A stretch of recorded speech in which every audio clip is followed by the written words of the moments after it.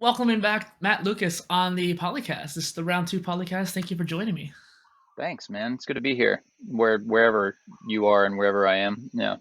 Yeah, Cheers. cheers to that. And it's been a minute since we've been able to record and chat, but I know we talked recently, which is how I was able to get you back on. hmm There's a lot of things that happened over the last year or two, and so we'll definitely get into that. Dustin Miller, poly-innovator. Innovators crave innovative products, which is exactly why the Polymath Polycast is powered by Riverside.fm.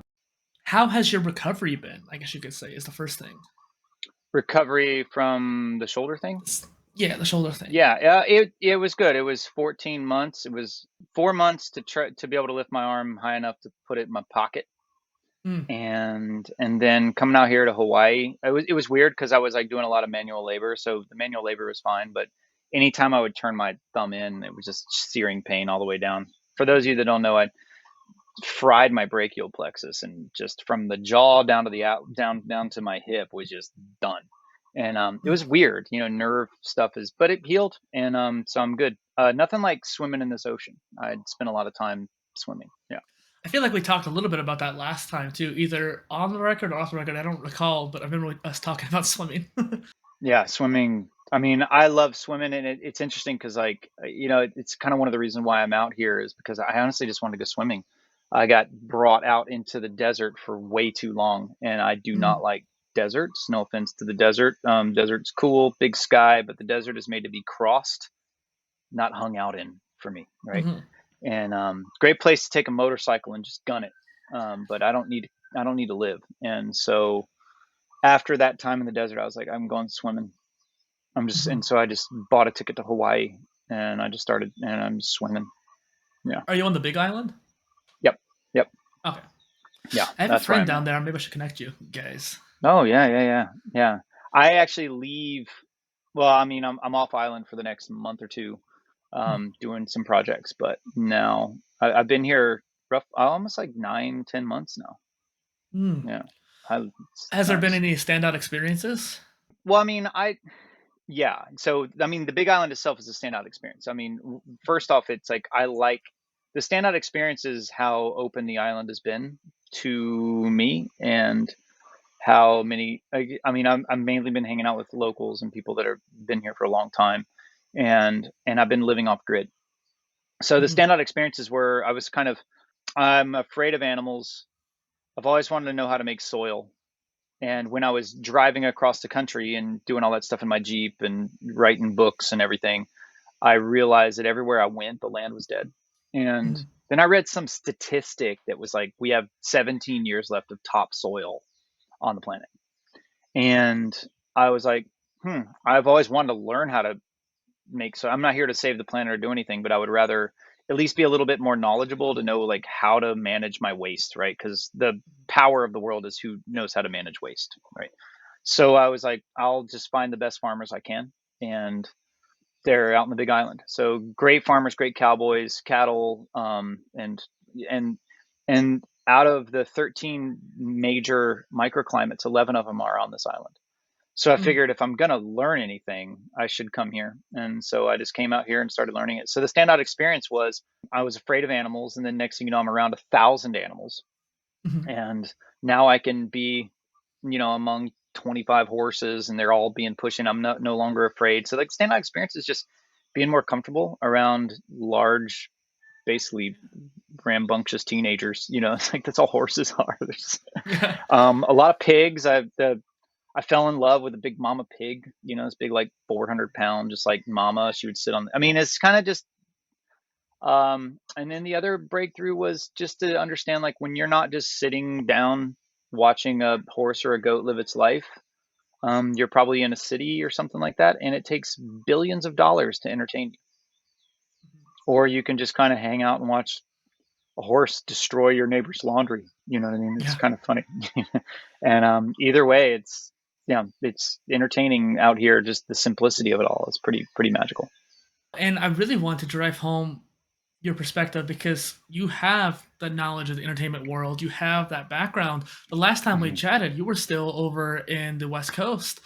And since then, you were driving around the Hummer, you were kind of camping, going off the grid, you were writing, you had the injuries, you were on the farm taking care of animals and exploring your own self. You have all these different things, but I barely know hardly any of that is. So please explain it to the audience too. Just like all the things you've been doing since we last talked. All right. Since we last talked, I was a stunt performer and I was training actors, and I think I was training the guys for the last Matrix film. And so I was doing that, and I do body work and martial arts, I'm a professional martial artist. I've always wanted to be a writer. I'm not an athletic person, but I just happened to be thrown into this super athlete world because whatever. I'm older, so like the way I approach things is from a very systematic point. That's why my website is the Yama system. It's like I always say, systems beat motivation anytime. So like whatever you want to learn, find a system.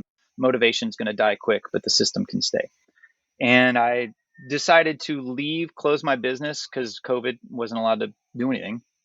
So I just jumped in a Jeep and decided I wanted to spend as much time in the backcountry as possible. And I did 30,000 miles of trail riding in that thing. And that's where I built a lot of my site. I wrote a book. I said, since my shoulder also got messed up, I said, I'm not going to leave the woods until I can have the discipline to write quote, a novel a month.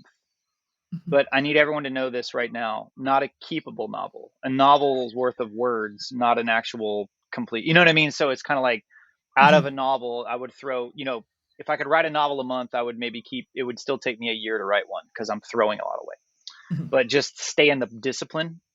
And so I did that, a lot of writing. I wrote a book on writing for some police officers that I was working with on empathy and rapport building. And it's on journaling because their brains, they weren't open to each other. And they kept coming to me. They're like, man, we're having a hard time, kind of running these workshops and stuff. I'm like, and they said, your mind is working pretty quick when you're in these conversations. What is going on with it? And I go, well, it's because I don't just jump to the conversation. That'd be like saying I'm a fighter and I only fight. And it's like, you need to do some work in the dojo, right? And drill, everything requires training. So the best training for your mind is journaling. Every great person journals. Anyone can argue with me. I'll crush you. Right. And so once that goes in, then I wrote this book on journaling exercises. And so then I said, cool, I want to be a writer. And then I realized there's no dirt. And my friends were talking about their kids, like afraid what their kids are going to do in the future. Like, I'm afraid how my kids are going to eat. And I go, well, you have two choices. It's like I could try to help all the kids, or I could feed 100 kids by helping one farmer. So mathematically, help, like learning to assist a farmer, because most farmers are like older dudes that no one wants their information. They want their food, but they don't want to actually do the work, right? Like people don't enjoy that, right? Maybe gardening. So I was like, all right, cool. I'm going to go bring body work and all the stuff that I was doing to keep actors looking good with their shirts off and feeding that ego. I said, nah, it's more important. Like, I love my actor friends and I love their children. And if their kids are going to eat, like, if I was, my idea was I'm a single dude, I have some savings. A lot of people would want to do this. I'm like, but you got a family and a career, don't do it. Like guys like me, like guys like you, we can go do that stuff, Peace Corps kind of stuff. So yeah, I just said, now I'm out here living off the grid, learning solar, water catch systems, building, taking care of animals, slaughtering. I mean, I was a butcher for a long time and have a culinary degree. So the cutting up animals is no big deal. And I hunt. So, but yeah, that's kind of what I've been doing. So I was able to finally transition to what I've always wanted to do, which is not be an athlete, which was to be more of a person that is sharing the reason why martial arts existed is to where you can live a life with capacity and consciousness.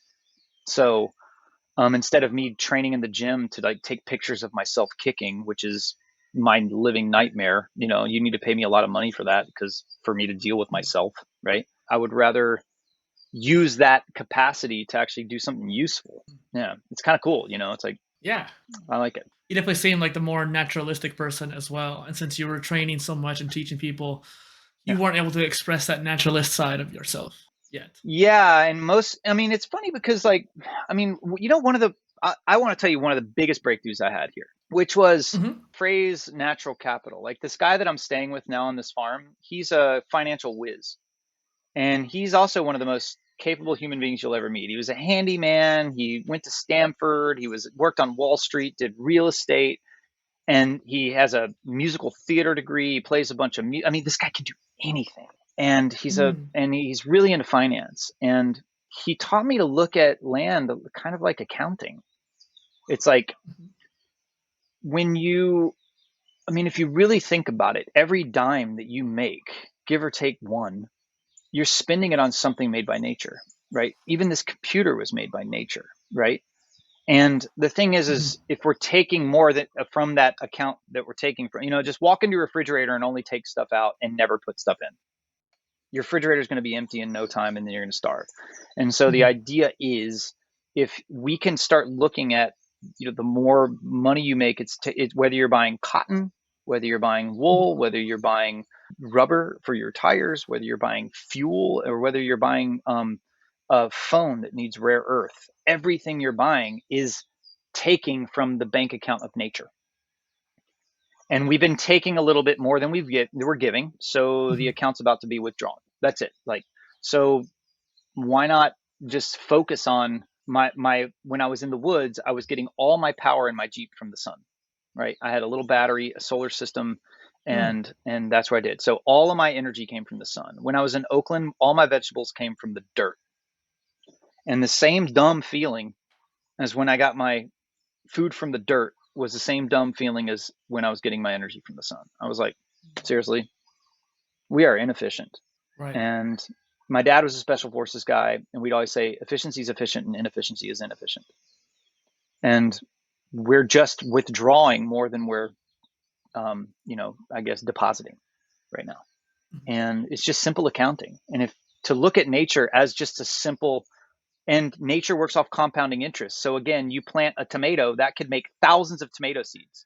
So one seed can make 1,000. There aren't many investments that you could put $1 in and get 1,000 back, right? And you can share, and nature works off the same principles the atomic bomb works off of. Compounding interest. 1 makes 2 makes 10 makes 50, and it just explodes. And I think we should start seeing it for that. Well, and those certain naturalistic kind of tendencies too, what you were talking about there, where you got excited for being able to plant vegetables. You got excited when you were able to harvest the solar. Yeah. You talk about getting rainwater too. I've seen a house around the corner that's completely covered in solar panels with rain collection barrels, stuff like that. And I wish more people had done that. There's actually certain states where they actually prevent you from collecting rainwater, which is ridiculous. Yeah. And on top of that, I actually spent a lot of time looking into building a smart, tiny home, including the idea of incorporating a solar panel system, rain collection system, a little garden in there too. I wish we could all do that more. Yeah. The thing that, you know what, we could do like 6 hours on breakthroughs, because in the world of influence, the environmentalists are some of the worst at it. Environmentalists are horrible at influencing people, because of the fact that they speak on two things. They try to influence you by telling you facts, which is, again, McDonald's would have gone out of business and no one would text and drive if facts changed minds. So a fact will never change you, right? I'm sorry. And then they speak on values. And values rarely work unless it's like a peer pressure based value system. But it's like, we're all like, yeah, slavery's bad, but, or like, I don't want children to work, but I was like, I do want sales on my cell phone. So, so then the idea is values are only there when there's like people looking at you saying, do the right thing. But it takes a lot of discipline and self-discipline and integrity to live like a values-based life and succeed in our culture. I mean, and so values and facts, no good at influencing, right? And so I think it's really important for us to just start kind of finding the stories in this, right? Of going out and experiencing things. Like, I mean, living off the grid for this short amount of time hasn't turned me into an environmentalist. It's turned me into a person that just realizes I need a lot. I can do more with less, which is also creativity, I learned that when I was a chef. You would see the cooks come in with 1,000 knives in their knife, a whole tool belt box full of knives and cutting things. But then you'd see the master chef come in with like 2 knives, a big one and a little one, and he'd run circles around everybody. Or you would go to see a band and they have 1 million guitars and pedals and all this other stuff. But then you go see Fugazi, which is amazing, punk rock band, and they'd have a guitar and a tuner into an amp done, and they're gonna get every ass shaken and every heart breaking in that room, period. And so the idea is when you kind of remove all of these excess tools and all the options, and it puts you back in your creative state. And I really, I mean, it's just really nice to be able to be there, because since I've been here, I've written on this file, I think it's 350,000 words of this one file. I mean, that's something like 5 or 6 novels worth. I'm constantly making video and film and working with all these people, because it's just me and this cat there's a cat right there, and his name's Patch, and like me and that cat, we just kill it. And there's a baby horse named Noodles that'll probably come around here in a minute. But that's it. The rest is just creative stuff. And I really like that. I really respect that too, the minimalist almost mindset. Whether you're trying to incorporate it or not, you are doing it just by naturally living in this environment. Yeah. And by taking away all that excess, like you're saying, you're able to sharpen the 2 knives that you do have way more. And I definitely understand the whole keeping up that writing habit for sure. Yeah, it's I only have internet a couple times a week, which is cool. Like right now, I have it, right? That's why we scheduled it today, because I'm up on this side. Yeah, I'm up on this side of the land. But most of the time, I don't have any of that stuff. And so it allows me to use these tools as what I wanted them for in the first place. As tools because all technology is a way to amplify and compound your decision making and your productivity, right? Yeah. That's really what a tool was.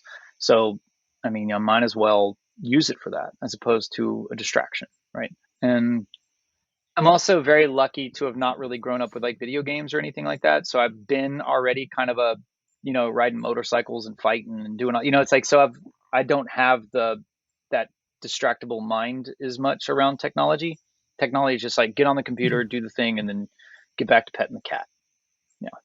So that's I definitely have the opposite situation there, where video games are part of my life there, but I do understand what you're saying. Well, so old guys like me, I mean, we really benefit from like meeting the youngins, because I mean, since our last talk, I mean, we go back and forth, and you'll always go, hey, try this, try this, try this. And I'm also really lucky to, even though I'm not a big tech guy, I still had a recording studio, and I love recording music and all this. So it's like I'm tech savvy, it's like I know how to do video editing and music stuff. So I'm not afraid of tech. Yeah. So the tools that you've given me and like turning me on, and I mean, even like, the AI stuff, it's hey, y'all, like, just use it for what it's made for. It's like, I'm a human, I talk to humans. AI is made to talk to computers. So let a computer talk to the computer. You don't have to waste your time talking. Why do you want to talk to this thing anyway? You know what I mean? It's like, it ain't gonna do nothing for you. So let the AI do it, right? And it's just to get eyes on you, right? And then after that, then give them something human again, right? It's using the tools for what they're for. Exactly. I think the AI is just a tool. A lot of people try to use it as something that's a replacement. It's like, no, it's not. It is like one of the knives that you use as a chef. You use it in a certain way, and you can sharpen it up. I was actually going to mention too, something that I've been talking to a lot of people about on here is personal knowledge management. And I always used Notion for the longest time. I still am for my like PolyCast guest list, for example, but I want to move off of there eventually for it. But Notion is all digital. It's all on the web. Whenever Amazon goes down, I lost access to that tool that I desperately need for this kind of work. And I realized, okay, I need to have something local. And this might be helpful to you since you only have internet access so often. I use Obsidian or AnyType, which are 2 local-based tools. Obsidian especially is more good for writing and taking notes and journaling. It's actually basically a note-taking tool. And I started using that as a way to start taking daily notes and start to organize my information in a lot more different way. And it's all local on my computer, so I don't have to worry about losing access to the internet. So I think I mentioned that to you. Yeah. And I mean, yeah, it's like I'm always going back and forth, because I have my journals, and then I have my computer, and then I keep everything. I mean, the hardest thing about living out here is it's so wet, right? It's like everything's wet. And I mean, the humid my hard drives are so mad at me. I mean, it's brutal, man. Everything's about to rot. Everything's about to rust. I mean, I left a jacket out for like 2 weeks, and I just come back and grab the jacket, and this is mold. I mean, this place is intense. I mean, the jungle will eat your stuff. And so I had to rent a climate controlled locker up up in the city, so I can just, keep all my hard drives and sensitive electronics there. It's a lot. Yeah. That's ridiculous. I didn't really realize that. I didn't think about it. Well, and if you think about like what your podcast is, right? Your Polymath. And I think the best polymaths, I just got done training this old dude who's like lives on boats and stuff. And boat guys and homesteaders. Like, you want a polymath? There you go. Because the whole phrase, right? Jack of all trades, master of none is always better than a master of one. Like, that's the real thing. And like luxury and, privileged society holds space for you to be a specialist. But when you're out here and you're relatively free, you kind of have to be a generalist, right? And so, for example, I was down in this valley, and you have to like go down. There's people at the top that won't even let you get down there unless you're a local, and you have to have a 4-wheel drive in low gear because it's a 25% grade. You have to do like 4 river crossings, and then once you get to the 4th river or the big river, then we had to take a boat across it and then hike another mile, and then we're staying there, right? And when you're out there, like, you're not just running back and forth to the store, right? So you kind of have to do, so I remember where, you hear the water pump going off, you're finally tuning into your environment. And if you hear your water pump going and there's no one around you, then that means there's something hit something. The water pump shouldn't be going. So now you need to find the leak. You need to plug the leak. You need to fix it. And then, or else your water pump's going to burn out. You're going to run out of water. You know what I mean? There's all these things that can happen. Yeah. And so you need to know the basics of plumbing, the basics of carpentry, the basics of electrical, the basics of, how to hunt, the basics of growing things. And then over time, you get to view everything as like this one awesome system that you're just a steward of. And I mean, I'm brand new at this, but I'm lucky that I at least kind of grew up doing something similar. Nothing tells you what you're made of. I've always been nervous around this kind of stuff. I was always the kind of the wimp, and coming out here, going to these places, it's like, oh, like I'm not terrified when 10 wild horses are trying to, nudge their way through, through the garden. You can just, luckily into the Badlands, I needed to learn how to use bullwhips. So I happened to travel through woodsy areas with bullwhips because, nothing makes 10 horses leave you quicker than a bullwhip. Well, yeah. And one thing I want to mention too is that the way your mind thinks, you in particular, you're definitely using systems to your advantage, and you're bringing old systems that you might use in other context into the current context. But like, for example, you're using a skill that you learned in a completely other environment in this new environment to you. Yeah, it's all lateral skills. I mean, this is so these guys out here, they're talking about, the hunter-gatherer. And I saw, man, the modern hunter-gatherer is here. Just go thrift shopping. Man, you're stoked when you find, it's like, wow. I mean, we're all here. Craigslist is hunter-gatherer. You know what I mean? It's like, it's all here. You just have to be able to widen out and take away your superficial or trivial kind of adherence to like the aesthetic or the tool itself, right? And it's kind of like I was teaching a healing arts thing the other day, and they're like, Matt, do you use a foam roller? Do you use this myofascial ball? And I'm like, look, you either got a stick or a ball. That's it. Little balls sharper, big balls more dull. Thin wooden stick, sharper, big round roller, a little bit. That's it. You got a stick or a ball. That's what you're doing. So find a stick or a ball. It's like, you don't have to pay an extra $20 for the, it's kind of like, you need to be creative. And creativity oftentimes, my phrase that I always use is I always just say, look, how many ways have you really used a butter knife? You know what I mean? Yeah. It's like straight up like butter knife. One of the greatest, most universal tools I think we'll ever have. Yeah. And bring that attitude. Bring that attitude into anything, and that's a thing. And so, that's kind of what you get to do out here. And honestly, it's just because like, I love that. And it's like, I don't really feel like walking up to the car. It's raining right now. So it's like, I got to put on my rain gear and do, and it's like, and if I'm wet, then I'm going to get all my stuff, so I'm just going to get creative with what I have right now because I don't feel like getting wet. It's kind of really, I mean, it's honestly, it's laziness. It's what, I mean, I've invented so many dumb things out here just because I'm just sick of walking back to the barn. You know what I mean? I just don't feel like doing that. Yeah. So yeah. So, I it's think fun. Steve Jobs once said, "Give the hardest job to the laziest person because they'll find the easiest way to do it."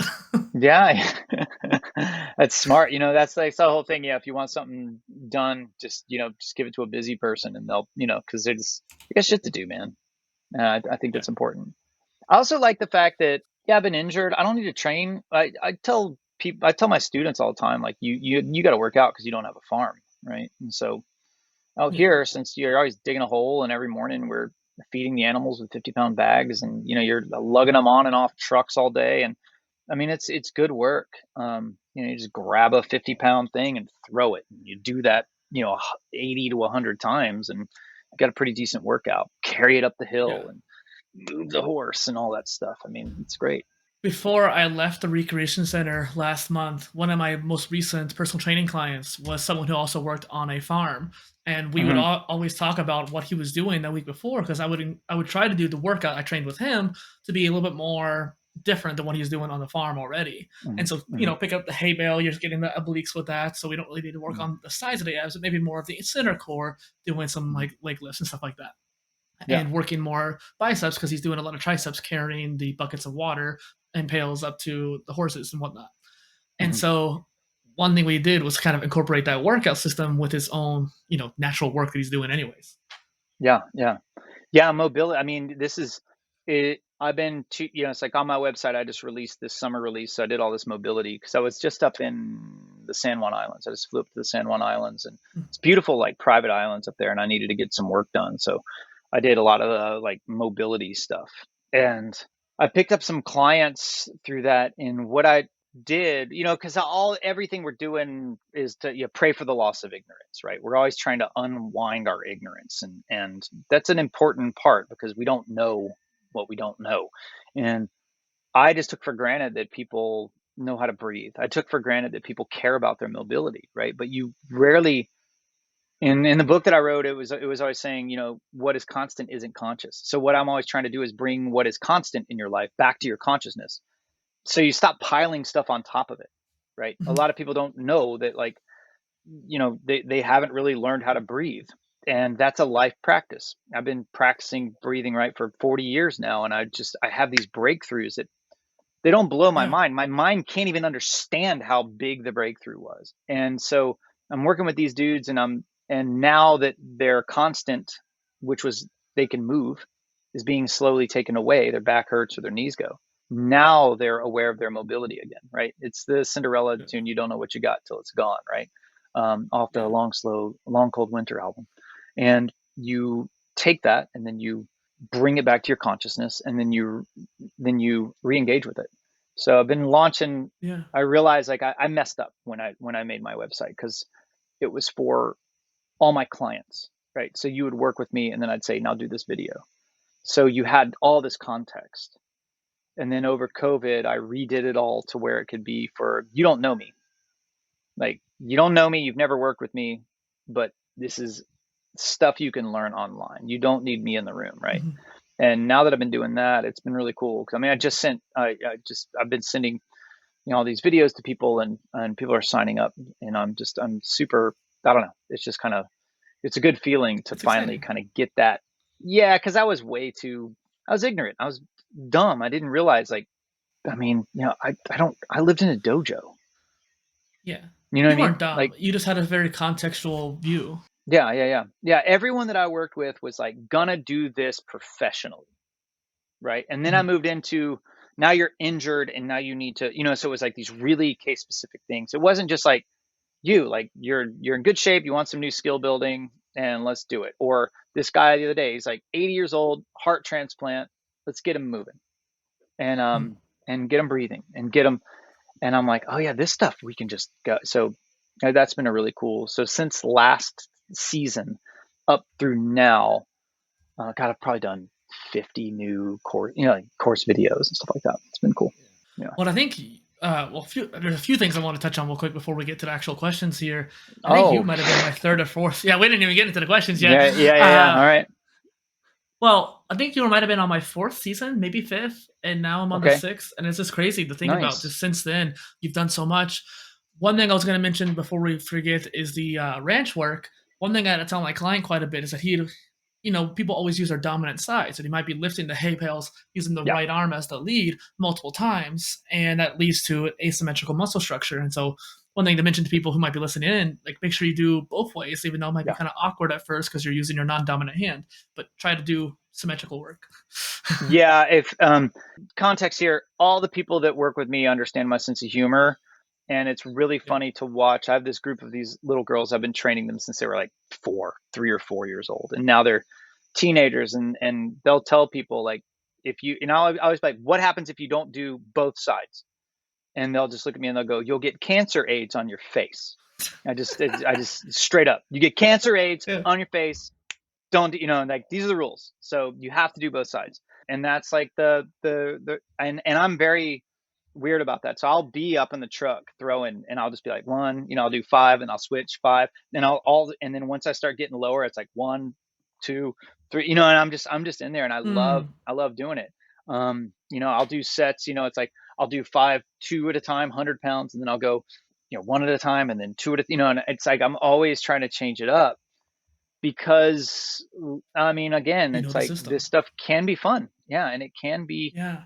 it's like if I had a dream, this is to all of you guys out there that love powerlifting, because all powerlifters were first tractors. You guys are our first tractors. Like, there's guys, I work with some huge, 350, 400-pound guys, and they'll flip a car over. But their job was you're in Scotland and there's like rocks all over you, you know what I mean? And you need to clear the field. That was their job. Pick the rock up, put it over the fence, get into that dude's land, right?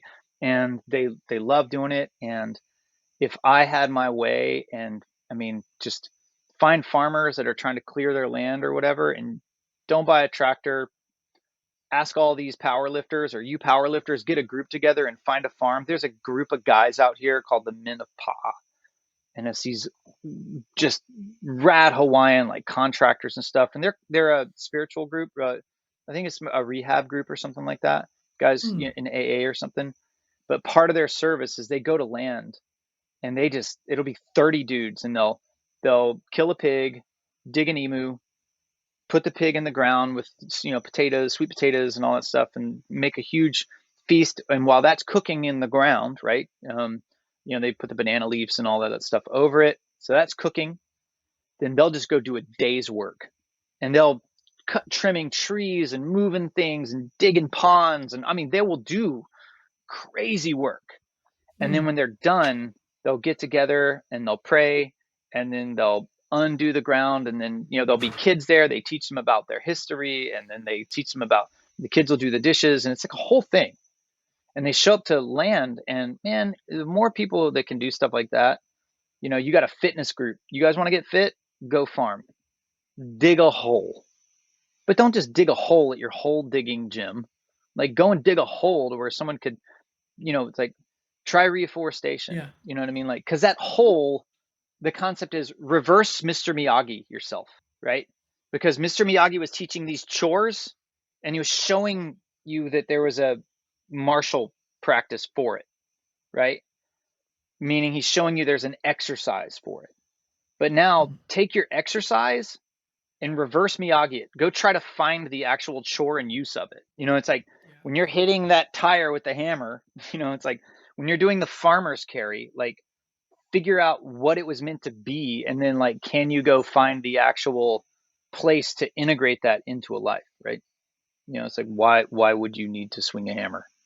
Why would you need to carry 2 heavy objects? Why would you need to take a medicine ball and throw it sideways? Why do you need to know how to squat? Why do you need to know how to squat with something in front of you or something behind you? Why do you need this? And it's not up for me to decide. Look at your community and grab your friends, and if you guys are capable, don't save the heavy labor for the old dudes while you're sitting there looking at yourself being useless, right? Right. Like, it's like, and that's the idea. Like, martial arts was a way to be able to exist in the world with character and with capacity.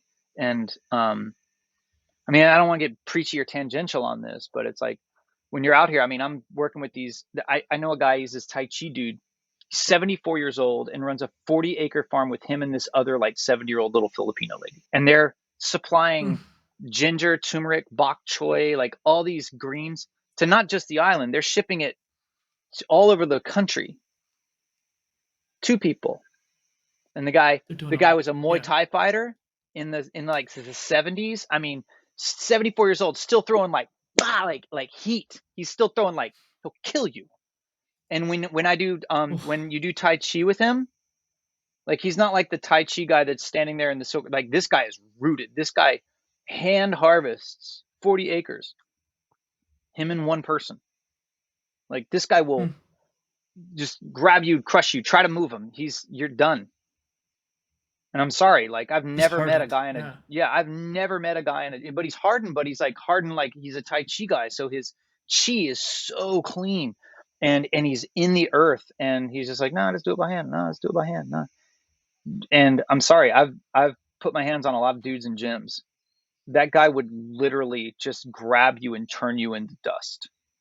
And then at the end of it, he'd be like, hey man, you want some bok choy? Hey man, let me send you home with some, you know what I mean? I'm sorry. You will gas out because he's out there in the rain harvesting for 8 hours a day. And you're just like, yeah, look at me. You know what I mean? Like, sorry. I mean, no offense to it. I mean, you know, but because he works out too, but there's a difference. It's like, you know, it's in their bones. Yeah. So, you know, if anyone wants to do like a workshop, just go help a farmer. And who knows, you might actually be a part of a family eating. How cool is that? It's a very great point to make. Yeah. And the whole idea to the hardened farmer as well. Yeah. Well, I know we'll keep going on tangents with that. So let me ask this question here because I want to get your answer on it. Yeah. Since the last time you were on the show, you started to go all in on the Yama system, like you were saying, and you created a system so that way people can actually explore it who might be new. Yeah. Can you explain what it is to the audience? Yeah. Okay. So the Yama system. The Yama system is a yoga and martial arts system, and yoga was the first martial art, or allegedly is the first martial art. So yoga, when you're learning yoga, if you can learn it from the right person, right, you are actually learning a martial arts system. And if you think that martial arts is a violent thing, nope. Low level communication, violence, high level communication, presence, right? And you want to know them all. You want to know the whole dynamic range of your mind, of your communication, right? So the Yama system is just a yoga and martial arts system.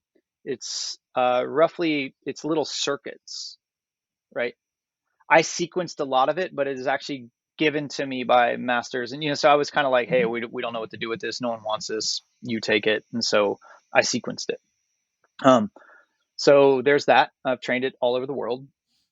And then the yamasystem.com is where you kind of go to find me, and we can either train on Zoom. You can hire me for workshops. You know, I travel, like I'm going to go off to, you know, a few states right now and go teach and stuff like that. But then, or you can just go on there, and it's set up kind of like a Netflix now. So there's things you can learn online, and there's things you need a teacher for. So I put the things you can learn online, mobility, you know, I teach like 30, 40 different types of push-ups. So there's like all these conditioning, like the Persians are the best. I'm sorry, guys. Like everything that we're seeing now that is like modern, like mace swinging, club swinging, and all the mobility stuff. Yeah, the Persians, 5,000 years ahead of all of us. So like we're all learning these things now, but it's like I have, you know, two-handed clubs and all this stuff. Even the big strong men, they would be like, how are you lifting that? I'm like, yeah, well, it's because I've been doing this for 35 years and you just found out about it last week, you know? And so there's a difference, right? I'm not strong. I'm just, you know, it's just swinging weights. So there's that. There's, there's all the mobility, and there's Qigong. So there's a lot of, it's set up like a Netflix. So you click on mobility, and all these mobility exercises will come up. You can scroll through them. Qigong, there's mindfulness and journaling, because if you aren't training your mind, I mean, I work in Hollywood, and again, like I've worked with a lot of people that look great, but when they look in the mirror, their brain is not happy with what they see, and that's heartbreaking to me. So I guess that's what the Yama system is, and you can actually get the Yama system in the video on demand as well. I've laid it out to where there's more teaching on there now. You don't just need me. So if you're experienced at yoga or anything like that, try it out. Like you'll get your martial arts basics, conditioning, and your yoga asana all in one thing. And then I think the last thing that I would like to say about it is like, I learned over the past 20 years of doing like emotional intelligence work for people. I really honestly train people for two moments in their life, which are the two most important moments in your life: when you wake up and when you go to bed. That's it. Because when you wake up, how does your body feel and what's going on through your head? Like how quickly do you go into fight or flight, or how quickly do you go into ease? How quickly do you fall into your normal script? And then when you go to bed at night, you're laying there and it's you and the voice in your head. There's no more stories. And you're just like, can you sleep? Are you okay with what you did? Are you okay with your relationships and all that stuff? And I realize those are two of the most important, in my opinion, important moments to train for. And, you know, because you feel your body when you're in bed, right? You feel what you did. Right. You know what I mean? You judge yourself or you don't judge it. You know, it's like, those are the moments that I realize are, if I could say with anyone, it's like, that's all I'm training you for. Do your journaling, do your mindfulness, do your meditation, work out, but don't neglect either. Because when your brain, if you're feeling weird, your posture changes. It's showing it out into the world, right? But if you change your posture, you can actually change your brain. You know, it's kind of, so it's like we're always working on both. You know, yeah, it's like trying to plant food without. Yeah, it's like we always say, nourish the soil, not the fruit, right? So I'm trying to nourish your soil, and it's a dumb business model because I have been trying to figure out a fun and exciting way to sell personal responsibility for 25 years now. And I believe in everyone. I believe in you guys. Yeah. And I want to say too, like I've known Matt now for a couple of years, and I can definitely say that like he definitely does care. Definitely from his heart. Yeah. One thing I don't know if you know about me, Matt, is that before poly-innovator, I created what I called the United Living Construct, which I meant to be like a hub of innovators, a hub of people coming together to change the world. And the tagline was world unity through self-development, because I knew that like in order for that big monumental change to happen in the world, it has to come down to the individual. It has to come down from that, you know, the root level, the ground level. Yeah. And self-development was the soil that you had to train. So yeah, that same kind of mindset. And also it's in self-development, you know, you're becoming, because once you actualize or you get on that path, then I mean, I think we might have talked about this. I always say like the greatest metaphor for like what I really believe is a good society is watching the Goonies, right? It's like, just watch the Goonies. And when the map was in Spanish, so the kid that spoke Spanish was in charge when they were reading the map. But then they got to that piano, and the kid that knew how to play piano was in charge, because if they hit the wrong note, the floor drops out. So, and you can go in and out of power, because there's no one has power over. It's just like, right now you're the right tool for the job. Right now, butter knife. Later, monster truck. You know what I mean? It's like, whatever we need, let's use the right tool for the job. And you know, it's like, this cat is not jealous of, you know, it knows what it is.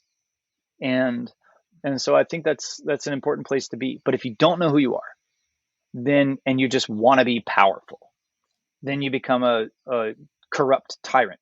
Because the Persians have this really cool phrase. They always say, strength and actualization is the path to freedom and peace, and weakness is the path to corruption, right? So, you know, figure it out. If you're trying to you know, kind of gain power, and you don't know what your power actually is, and it's not coming from you, you need an external world to make you feel powerful.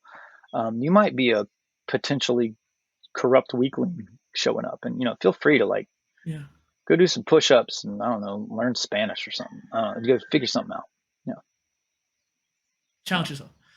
Well, and I feel like your power is compassion, and given the challenges you faced, not just in recent years, but just in your life, you have still been that kind-hearted and compassionate person. So how do you do it? How are you just that in that way? Oh, well, it's because I know myself well enough to know I'm a pleaser.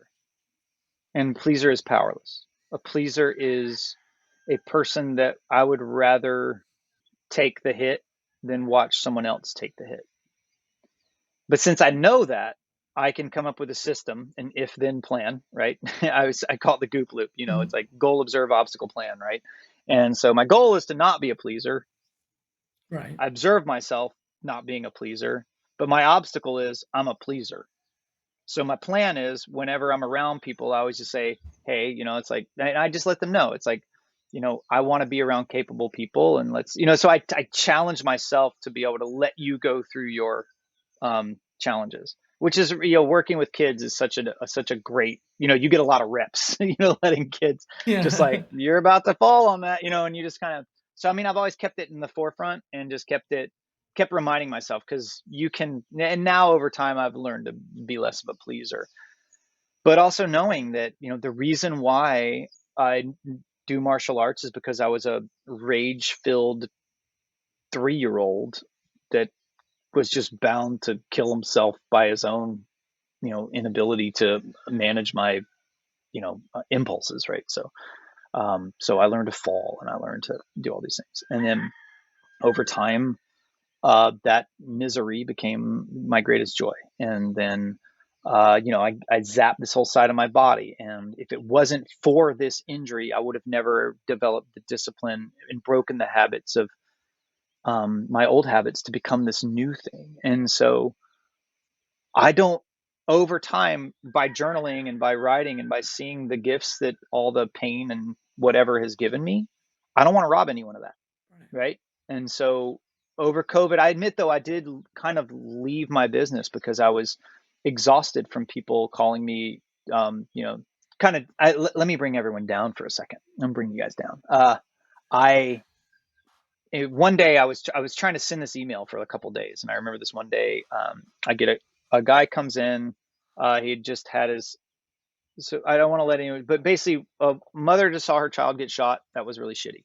And then a couple days later, a kid comes in, bruises around his neck. He had just hung himself. And then I worked with him.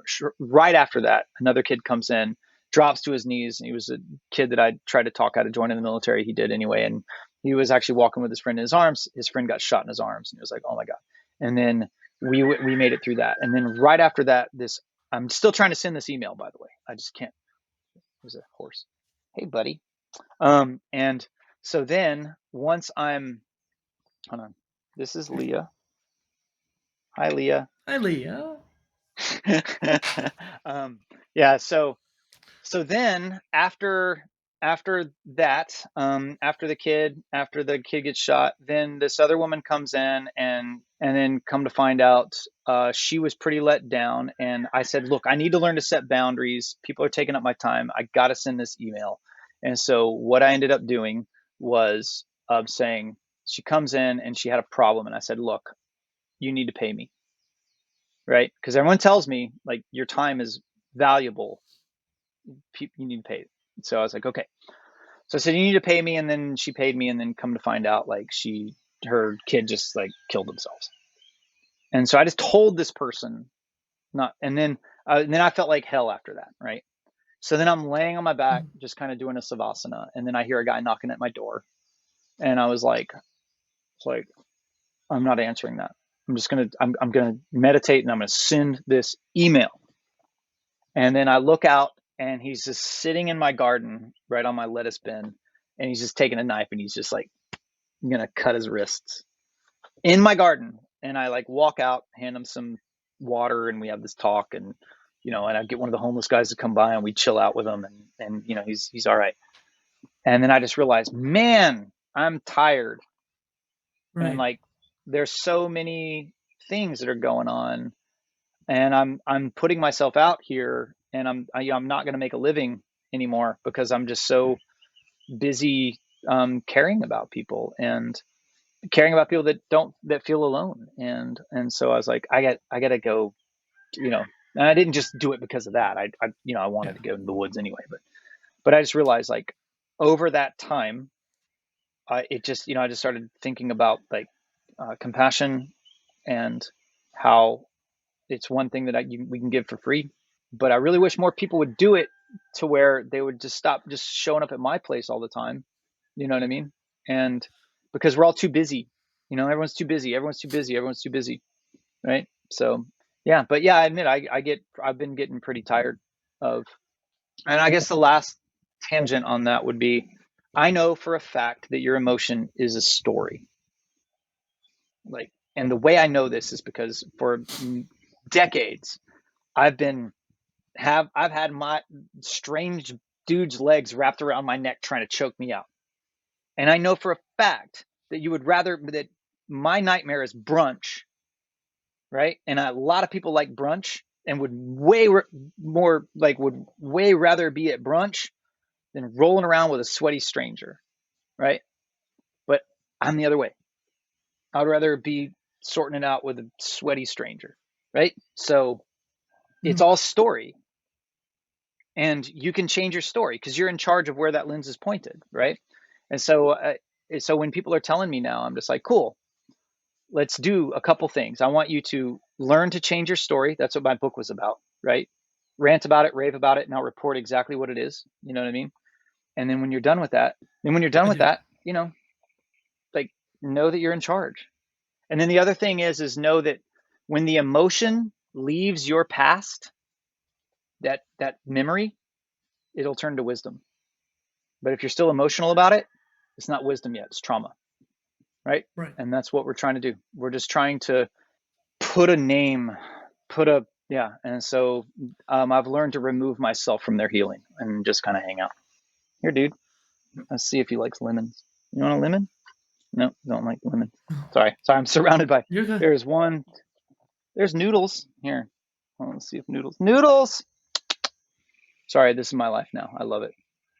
Hey, Horses you're are incorporating best. your life into the show. It's awesome. And also, this show is tangent bait, so don't worry about going on tangent. All right. When it comes to when I first met you, too, I never thought of you as a pleaser. I've always thought of you as compassionate. And I think there is a difference between the two. And maybe by that point, you had already kind of established yourself as more of a compassionate person over a pleaser. Mm-hmm. But since then, too, you've also worked on that part of your life. And so even now, even more so than the first time I met you. Yeah, it's freeze, fly, fight, right? We all freeze, but the highly trained freeze for a fraction of a second, and the low trained freeze for a year straight and just still shaking in the shower, right? And same thing with my pleasers. Like, again, you just want to know you are one. That's actualization. It's not about solving a problem. Like, it's not a problem. Sorry if I'm moving around, but horses will try to eat everything that I own. Horses are trying to eat my hard drive. Isn't that right? Yeah. Oh, no.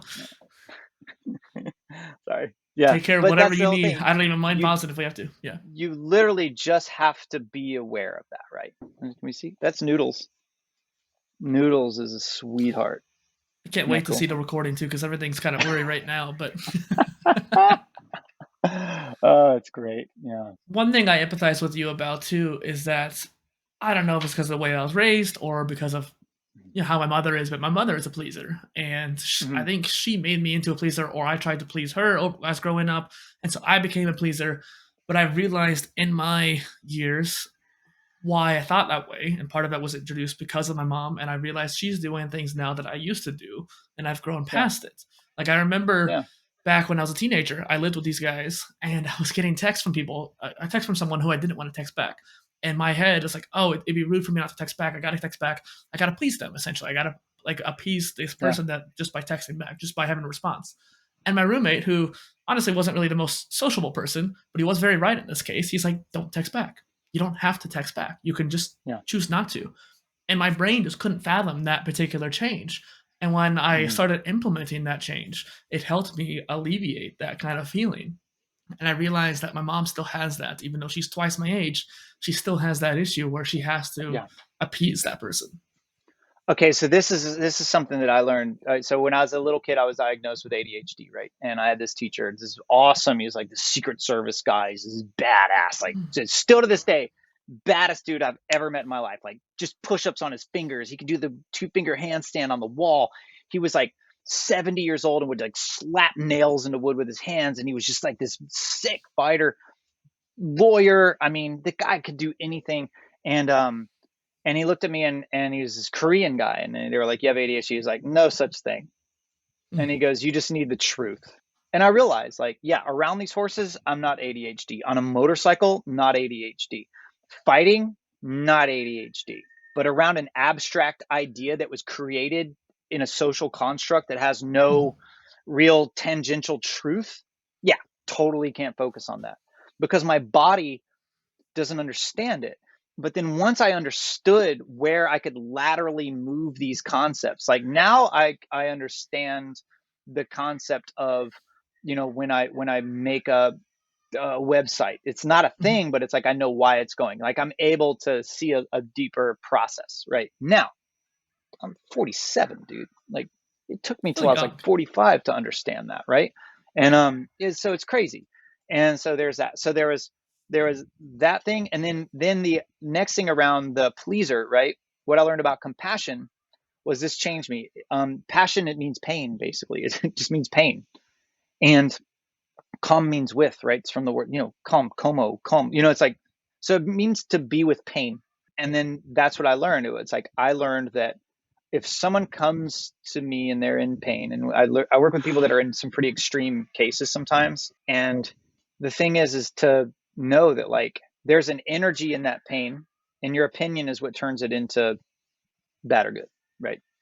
And so that's important, but let them be with that pain, because, and then I'll be with you while you're in the pain. But I just learned that like, oh yeah, man, I'm not in that pain. I can be with you while you're in pain. I can understand what it's like to be in pain, but it is up to us to provide safe space. Like, would you feel safe at a doctor if when you went in and you had like a wound, if they started crying, you know what I mean? It's like, no, they're with you. They're compassionate, but they're going to actually maybe put you in a little bit more pain. They're like, does it hurt here? And you're like, yeah, dude. You know what I mean? It's like, stop touching me. yeah, dude, chill, and I'm about to draw back a nub, and so I'm really clear with people about that. It's about letting people be with their pain and just being with them and be like, you need some water, it's kind of like, cool, glad. And so many times, like I remember this guy, I met this guy, he jumped off the Golden Gate Bridge and lived, and I started cracking up, everyone's kind of tiptoeing around him, and I was like, dude, how was that? Oh my God, you know what I mean? Because like you got to experience something. Like once the emotion is gone, you're wise. Right. You're harboring an energy that most of us wouldn't be able to live through. So right. I'm going to pick your brain. I'm going to pick it with a smile to be able to know you. And, I think that's compassionate, is to like, it's not a pity party, man. Like, so, yeah. And, I tell kids all the time, I'm like, hey man, when you're older and you're hanging out at a table and it's like, guys and girls hanging out and y'all start comparing scars, you never want to be the person at the table without scars. You're lame. You know what I mean? You got to go experience life. Scars happen. Yeah. You don't want to be the person without scars. You're like a boring beige. You might as well just be hanging out with a manila envelope. You know what I mean? It's like, who cares? Or vanilla ice cream. Yeah. So that's the thing. But yeah. All right. So what is next for you on your journey, man? I will be going out to North Carolina. I'm releasing a couple more videos this month. I think everyone should sign up on the premium. You guys get 2 weeks free, by the way. And I'm going out to North Carolina. I'll be on an off-grid property out there, helping set it up. And then we're going to be working on a really cool program. And I don't want to say anything about it because this is like a hyper PhD badass person. It's very, it's a dream of mine, is to be outclassed intellectually on this level. And so this is going to be fun. And so I'm doing that. I'll be gone for a month, taking some new clients. And then after that, I'm going to be looking for where I really want to just stay, because I'm kind of enjoying the life out here around all these animals, Yeah. I mean, like I said, it's like, just look at these baby horses. I'm going to go out here in a minute and this little Noodles is going to nibble on my hand. And I'm sorry, but like a baby horse is magic. Yeah, the amount of Netflix movies that would have to be produced to produce the joy that you get from like when you take a jog and you look behind you and there's 20 animals wondering where the hell you're going. Yeah. And they're just like, what are we doing? Ooh. I mean, it's they're like, where are you going? I mean, it's amazing. And then to dive in the ocean and just so I'll be coming back here probably, and that's about it. But the main thing is I'm finally able to focus just on this. My goal for this year is I have my voice, I have my product, I have all those things. I've been training for over 40 years, and I've been teaching people for 25 years now. Worked with everyone from the Jackie Chan team to special forces guys, and just old 80-year-olds that have heart transplants and everything between. And now I'm just enjoying putting it out on a website and sharing it with people. Mm-hmm. I can share it to more people. I can scale it. I'm learning to be a business person. I'm learning to realize that this thing that I've done since I was 4 or 5 years old is an actual valuable thing. It never hit me. I just thought it's like, people didn't value personal responsibility. People valued pills and escapism. One of my teachers, that guy, he always said, all your money's in birth, death, and vices, because people are born and they die, and they're trying to escape most moments between, right? And whether we're shopping or whether we're eating sugar or whatever, and no judgments on any of that, but it's the lyric, if it's not a party if it happens every night, right? And so what I'm trying to do is like find that joy in taking little tiny steps towards just saying, oh yeah, I'm a pleaser. Mental note, I'm going over to these places let me please them by letting them become stronger. Like that's the pleaser. Let me give power, right? And because a pleaser is also a selfish power hoarder, because they get all the awesome, wisdom by taking every blow, right? Let me show compassion by letting this person know that they're strong enough, and there's actually a support system here of people that care about them. But if you're not helping yourself, we kind of need you on this ride. So get some skills. Yeah, that's where my next phase is. Yeah.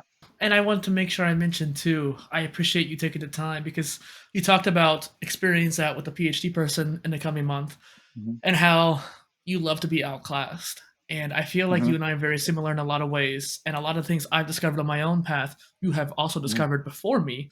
And so it's almost like I get to have that experience with you when you come on the show and when we talk. We have that we both have the same knowledge, but you have much deeper embedded knowledge in your own life. And so I get to have that experience. I want to make sure I give you an equal kind of value exchange, but I know that I'm definitely being the one receiving a lot more here, but I love that. Oh yeah. I mean, again, like as a martial artist, I know one thing, like, I'm the old guy. So like when you get around the young guys, it's like, we want to like learn from you, cause again, the arrogant old sensei, it's look at breakdancers and skateboarders, right? Like the old breakdancers from the 80s, like their greatest move was like the windmill. Like 6-year-olds are doing the windmill now. You know what I mean? So it's like, so I'm a floor that so many people are starting from, you know what I mean? So what took me forever to learn, and this is kind of what's cool about these farmers, is teaching them that. It's like, because a lot of them want to be like, I did this for 40 years, you can't duplicate what I do. And I go, actually, no, but you should be able to just get me.